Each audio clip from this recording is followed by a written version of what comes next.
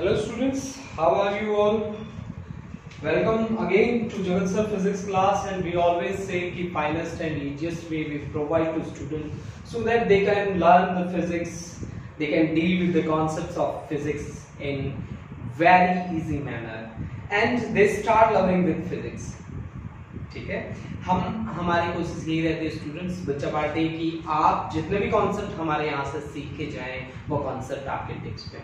तो इसी के साथ आज हम एक और कॉन्सेप्ट स्टार्ट करने जा रहे हैं। That concept is magnetic field. We have to find out the value of magnetic field due to infinite length of a wire carrying current. ठीक है, अब हमारे पास कैसा एक इनफाइनाइट लेंथ एलिमेंट है कैरिंग करंट, जो करंट कैरी करता है। ठीक है, उसके लिए मैग्नेटिक फील्ड हमें निकालना है। स्टूडेंट, जब मैंने इस चैप्टर को पढ़ा, जब मैंने स्टार्टिंग करी मैग्नेटिक इफेक्ट ऑफ करंट, तो बेसिक सा एक फंडा मैंने देखा क्या कि करंट कैरिंग एक कंडक्टर था, उसके पास एक मैग्नेटिक नीडल रखी थी and there was a deflection in that needle while we switch on the current और switch off the current. That is, there is some relationship between electricity and magnetism that was represented by Ørsted with his experiment. And in that experiment, we have concluded 1, 2, 3, and I think 4 or more things. अब वो चीजें क्या क्या हैं, वो चीजें मैं आपको बता देता हूँ। उन्हीं कॉन्सेप्ट पे बेस होके हमने पूरे चैप्टर को ड्राइव किया है। स्टूडेंट, मैं आपको एक बात बता दूं कि इस चैप्टर में सबसे इंपॉर्टेंट बात जो है वो है डायरेक्शन से जुड़ी। अगर आप डायरेक्शन वाले फंडे बहुत ही अच्छे तरीके से क्लियर रखते हैं तो आई एम श्योर 100% श्योर कि आपको इस चैप्टर में कोई डाउट बिल्कुल भी नहीं आएगा, है ना। मान लीजिए, पहली बात मैं बताता हूं आपको।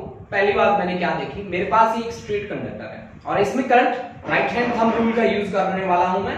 राइट हैंड थंब रूल लीजिए, thumb points the direction of current, then curl of finger will represent the direction of magnetic field. मेरी एक बात क्या कहा मैंने, thumb points the direction of current, then curl of finger will represent the direction of magnetic field. If I reverse the direction, then direction of magnetic field will be reversed. एक बात। दूसरी बात मैंने फ्लेमिंग के left hand rule से सीखी, जिसमें मैंने अपने हाथ की उंगलियों पे लिखा फादर, मदर और चाइल्ड, ऐसा ही लिखा मैंने और लेफ्ट हैंड को आगे कर दिया कि thumb points in the direction of force, first finger points in the direction of magnetic field and central finger represent the direction of current। ये कॉन्सेप्ट था F is equal to QVB sin theta, जिसमें हमने कहा था कि किसी moving charge particle को अगर हम मैग्नेटिक फील्ड में रखते हैं then how much force will it experience? That force was F is equal to QVB sin theta, and that is represented with the help of Fleming left hand rule, in which thumb points the direction of force, first finger points the direction of magnetic field, and central finger represent the direction of current. And after that, we have the concept. That concept is Biot and Savart's law. Biot-Savart's law हमें क्या बताता था? ये बताता था एक small current carrying element के कारण किसी पॉइंट पे मैग्नेटिक फील्ड की value, that was dB is equal to mu naught upon 4 pi I dl sin theta divided by r square, जिसमें हमने डायरेक्शन की भी बातें करी और डायरेक्शन की बातें हमने जो करी वो रोटेशन रूल के अकॉर्डिंग करी हमने। जहां आप पिछली वीडियो में चले जाइए, वहां डायरेक्शंस के बारे में मैंने बहुत ही अच्छे तरीके से बातें करी हैं। स्टूडेंट, आज मेरे पास जो बात है वो बात जब मैं स्टार्ट करने वाला हूं तो उससे पहले मेरे पास क्या क्या चीजें हैं मैं आपको बता देता हूं। मेरे पास एक कॉन्सेप्ट है जो मेरा साथ देगा यहाँ पे, F is equal to QVB sin theta. This is force experienced by the charged particle when placed in uniform magnetic field. F is equal to QVB sin theta. Q is the charge, magnitude of charge on the particle, V is the velocity of the particle, and B is the strength of magnetic field, and theta is the angle between velocity and magnetic field.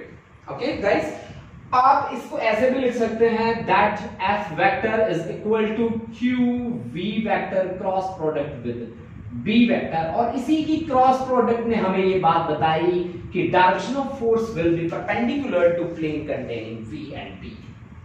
एक बात, दूसरी जो मेरा साथ देने के लिए दूसरी चीज जो आ रही है दैट इज मैग्नेटिक इंडक्शन और magnetic field, small magnetic field that was given by Biot and Savart's law, that is dB is equal to mu naught upon 4 pi I dl sin theta divided by r square. Student, one most important thing I want to tell you कि mu naught is associated with magnetic field and epsilon naught is associated with electric field और electric और magnetic से बनती है electromagnetic wave, that is you can say light. और light की जो velocity होती है, जो स्पीड होती है, that is c is equal to 1 upon mu naught epsilon naught. This is the thing that relate mu naught and epsilon naught. Mu naught is basically deals with the properties of magnetic field, epsilon naught deals with the properties of electric field. ये कहीं ना कहीं electric field से associate है, ये कहीं ना कहीं मैग्नेटिक फील्ड से एसोसिएट है। आपको पता है कि म्यू नॉट का मैं वैल्यू लिख रहा हूं यहाँ पे 4 पाई इंटू 10⁻⁻⁷ इसका वैल्यू हम लेते होते हैं, और एप्सिलॉन नॉट का वैल्यू हमारे पास है, एप्सिलॉन नॉट की एग्जैक्ट वैल्यू हमारे पास है 8.85 इंटू 10⁻⁻12, 8.85 इंटू 10⁻⁻12। आप चेक कर लीजिए स्टूडेंट्स एक बार इस वैल्यू को, ठीक है। जब हम mu naught that is permeability of free space and epsilon naught that is permittivity of free space, अगर मैं यहाँ पे वैल्यूज रखता हूँ तो c की जो मेरी वैल्यू है वो आती है nearly equal to 3 into 10⁸ metre per second. तो स्टूडेंट मैं आपको ये बात क्यों बता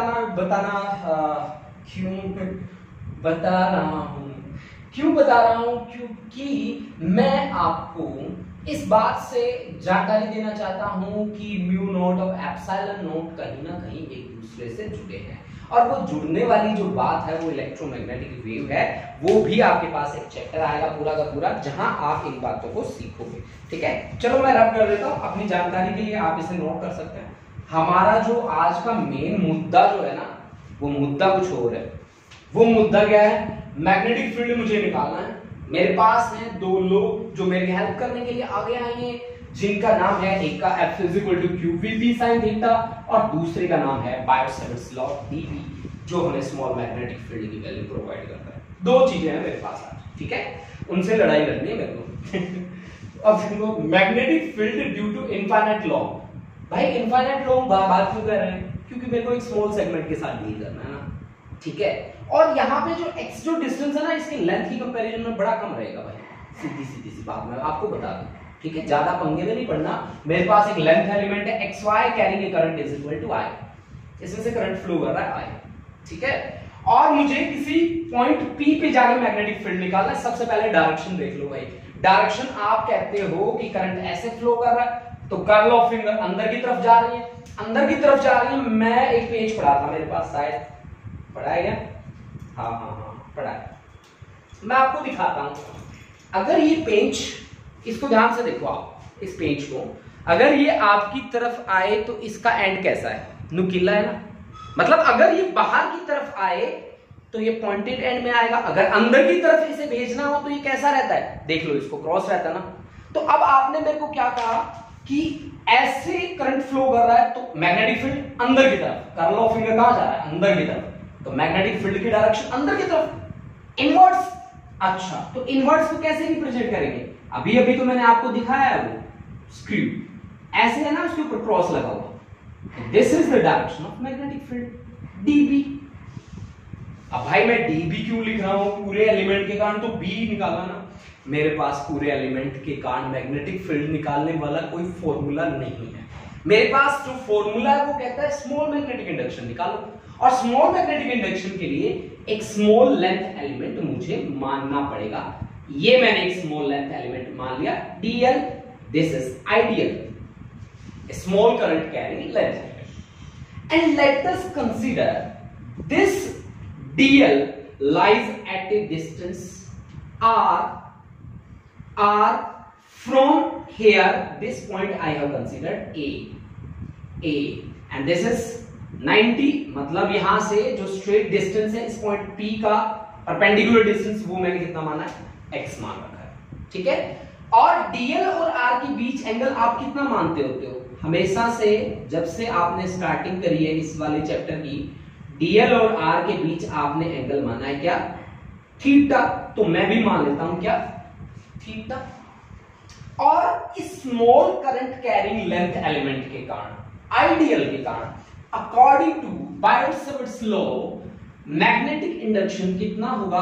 dB is equal to mu naught upon 4 pi I dl sin theta divide by r square से this is equation number 1, this is according to Biot Savart's law, है ना? नोट करके चलियो भाई, ठीक है? ओके जी। अब आपने क्या कहा? थीटा। मैं किसके साथ डील कर रहा हूं? पॉइंट P पे मैग्नेटिक इंडक्शन निकालना है, पूरे एलिमेंट के का निकालना है। मैं इस एंगल को मान लेता हूं क्या जी? अल्फा मान लेता हूं। इस एंगल को मैं मान लेता हूं क्या? अल्फा। थोड़ा ड्राइंग पेंटिंग में मेरा कुछ ज्यादा ही ध्यान है, आप देखते मान ले अल्फा, ठीक है? ठीक है। अब अगर मैं इस ट्राइंगल को ध्यान से देखूं, ओ ए पी को, तो मैं ट्राइंगल को ध्यान से देखने से पहले ड्रॉ कर लेता हूं। तो 90 डिग्री का एंगल कहां पे है? ओ पे। और अल्फा एंगल कहां पे है? पी पे। और थीटा एंगल कहां पे है? ए पे, ठीक है ना? ए पे, थीटा। अब आप क्या देख रहे हो इस डायग्राम में? इस डायग्राम में आप देख रहे हो कि theta plus alpha plus 90 degree का angle, sum of 3 angles of a triangle must be 180 degree, यानी कि theta plus alpha is equal to 180 minus 90, that is 90, यानी कि theta is equal to 90 minus alpha, है ना? अब देखो भाई, साइन थीटा जहां दिख रहा है, sine theta is equal to sine 90 minus, यानी कि फर्स्ट क्वाड्रेंट में साइन किस में चेंज हो जाता है? 90 पे, कॉस में, दिस इज कॉस अल्फा, यानी कि कहीं ना कहीं मुझे कॉस के साथ डील करना है, ठीक है? अब मेरा टारगेट क्या है? मेरा टारगेट है मुझे थीटा के साथ काम नहीं करना। मैंने स्टार्टिंग के 2 वीडियोस में काम कर लिया, बहुत है, ठीक है? अब मैं काम करने वाला हूं किसके साथ? अल्फा के साथ। क्यों? मेरा पी पॉइंट है, ऑब्जर्वेशन पॉइंट है, ठीक है? पूरे कंडक्टर के साथ मेरे को डील करना है। ये वेरिएशन आपने मेरे को दिखा रखी है अल्फा वाली। भाई आपने क्या कहा कि परपेंडिकुलर डिस्टेंस x, इससे आपने मेरे को वेरिएशन दिखाई है, इस वेरिएशन को मैं चेंज करूंगा ना, ठीक है? अल्फा को मैं चेंज करूंगा, ठीक है जी। अब मेरी बात क्या होगी? मैं अल्फा के साथ डील कर रहा हूं कि let OA is equal to L, let OA is equal to small l, ठीक है? अच्छा, OP हमने मान ही रखा है पहले से, दैट इज x, और AP भी हमने मान रखा है, that is equal to R। यहां पे वैल्यूज पुट कर दूं। AP की वैल्यू क्या है भाई? R। अच्छा, OP कितना है जी? X। OA कितना है जी? L, ठीक है जी। अब R की वैल्यू मेरे को निकालनी है, तो R की वैल्यू आप ऐसे निकालो कि कंपोनेंट जो कैंसिल होते जाएं। तो मैं अगर इसको ध्यान से देखूं इस ट्राइंगल को, तो x by r is equal to क्या होगा? Base upon hypotenuse. Base upon hypotenuse क्या होता है?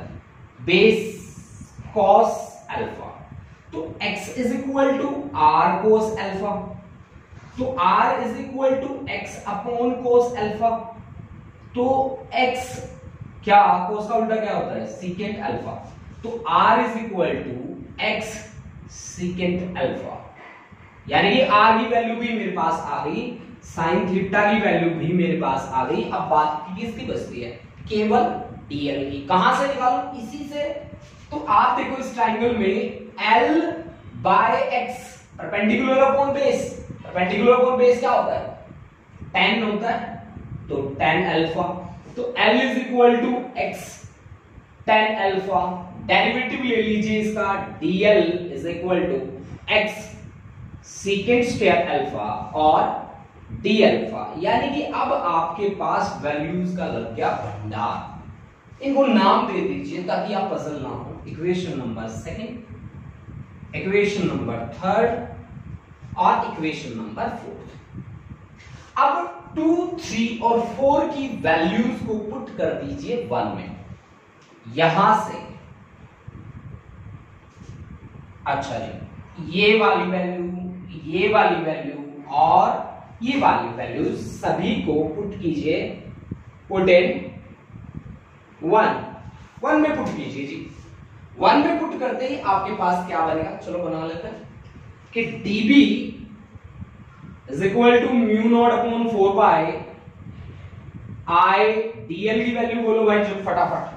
dl की वैल्यू है x secant square alpha d alpha. आगे कौन है जी, साइन थीटा। साइन थीटा तो कोस अल्फा के बराबर है, cos alpha divide by r square r की पावर 2 यानी कि x की पावर 2 और सीकेंट स्क्वायर अल्फा। हाँ जी, वैल्यूज पुट कर दी है मैंने, देख लीजिए आप बड़े ध्यान से, मैं मार्कर ढूंढ लेता हूं, देख लीजिए। अच्छा, देखते ही जो कट हो रहा है कट कर दीजिए, एक x से एक x गया, sec स्क्वायर ये गया, यानी कि कहीं ना कहीं dB इज इक्वल टू मेरे पास आया mu naught upon 4 pi I by x cos alpha d alpha, है ना, कोस अल्फा और d अल्फा, ठीक है जी, कोस अल्फा d अल्फा। चलो अब मेरे को क्या चाहिए, मेरे पास आया है स्मॉल मैग्नेटिक इंडक्शन या small magnetic field due to a small current carrying length element, that is dl ना, हमने माना है यहाँ पे dl, ठीक है। अब मेरे को तो कंप्लीट के साथ काम करना है, मेरे को छोटे से पार्टिकल के साथ, छोटे से लेंथ एलिमेंट के साथ थोड़ी ना डील करना है, नहीं करना ना भाई, छोटे से लेंथ एलिमेंट कंप्लीट के साथ मेरे को डील करना है, कंप्लीट के साथ डील करना है, ठीक है जी। आप इस अल्फा को कहां तक वेरी कर सकते हैं, आप अल्फा को इधर घुमा सकते हैं, ठीक है, ऐसे ऐसे ऐसे घुमा सकते हैं, say that angle is alpha 2। आप ऐसे भी घुमा सकते थे उसे,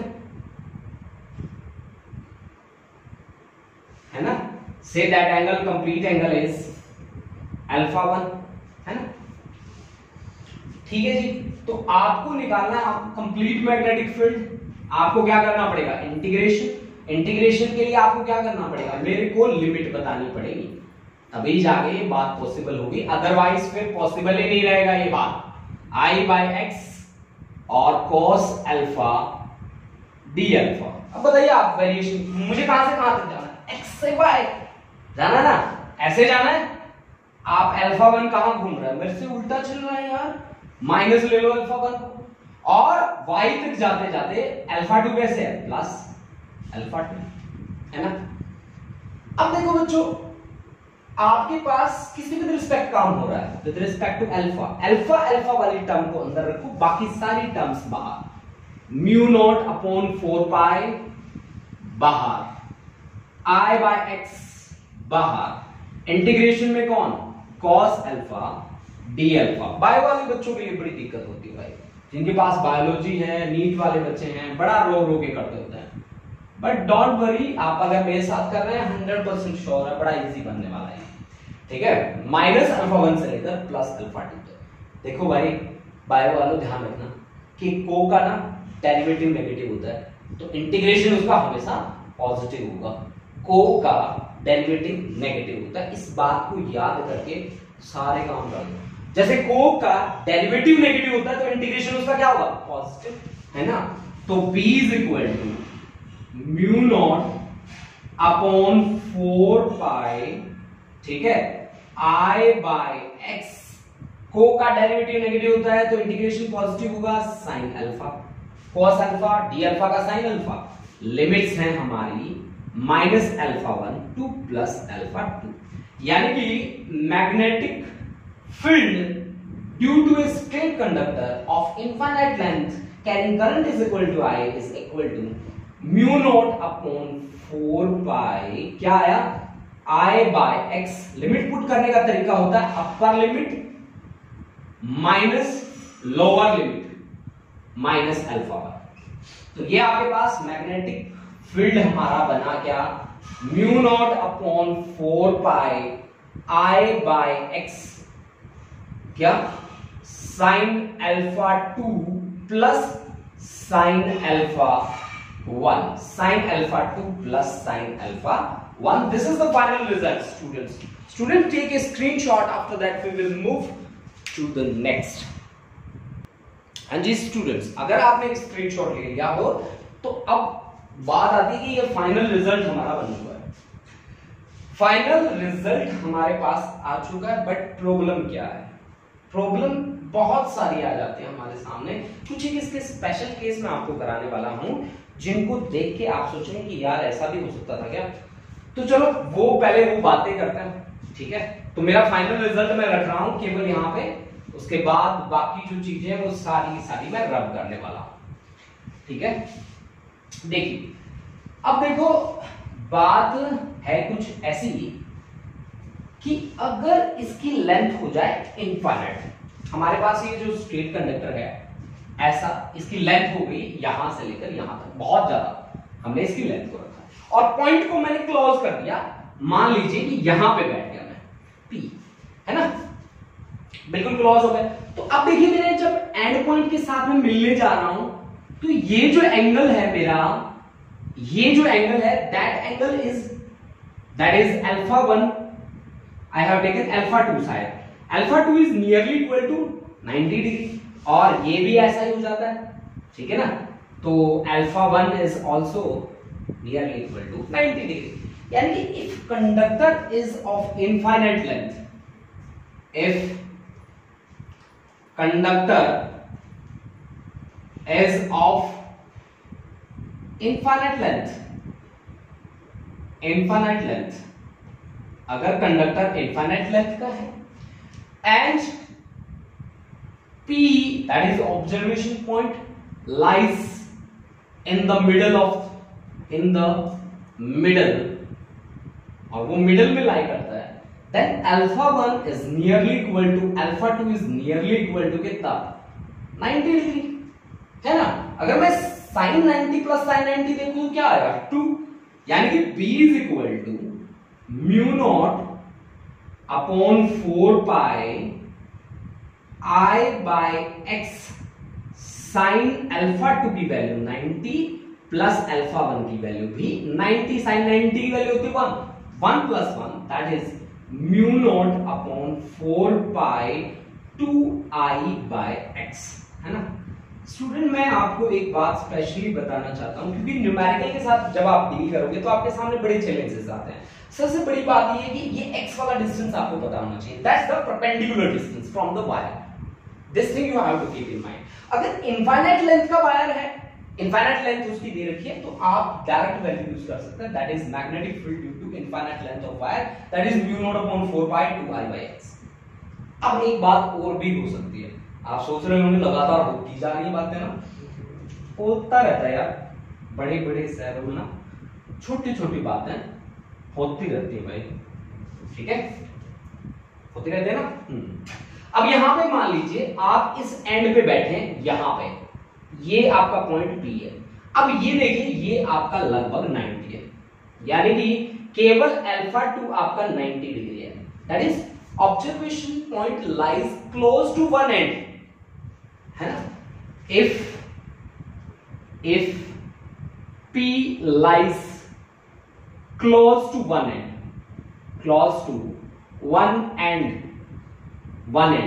if P lies close to one end, तो फिर क्या होगा, एक एंगल अल्फा 1 तो अल्फा 1 क्या हो गया, 0 दिख रहा है आपको यहाँ पे अल्फा 1 ना, अल्फा 2 क्या हो गया 90 डिग्री। जैसे ही आप इनकी वैल्यूज यहां इस इक्वेशन में रखेंगे, B इज इक्वल टू क्या बन जाएगा आपके पास, mu naught अपॉन 4 pi I by x, एक है sin alpha 1 is 0 degree plus sin alpha 2 is 90 degree, sin 0 की वैल्यू 0, sin 90 की 1, देन मैग्नेटिक फील्ड आपके पास आ गया mu naught अपॉन 4 pi I by x, this is magnetic field at one of the corner, magnetic field at one of the corner. तो student आज मैंने जो topic study किया that is magnetic field due to infinite length of a wire और conductor carrying current, है ना, carrying current. This is the most important result, students. You have to keep in mind, and this is much beneficial while solving numerical problem and while dealing with the NEET, JEE and other competitive exams. ये बड़ा important आपका relation रहेगा. B is equal to mu naught upon 4 pi I by x sin alpha 1 plus sin alpha 2. Thank you, students. आप घरों में रहें, safe रहें, सुरक्षित रहें, हंसते रहें, मुस्कुराते रहें और देखते रहें जगत sir physics. Thank you, students. Have a nice day.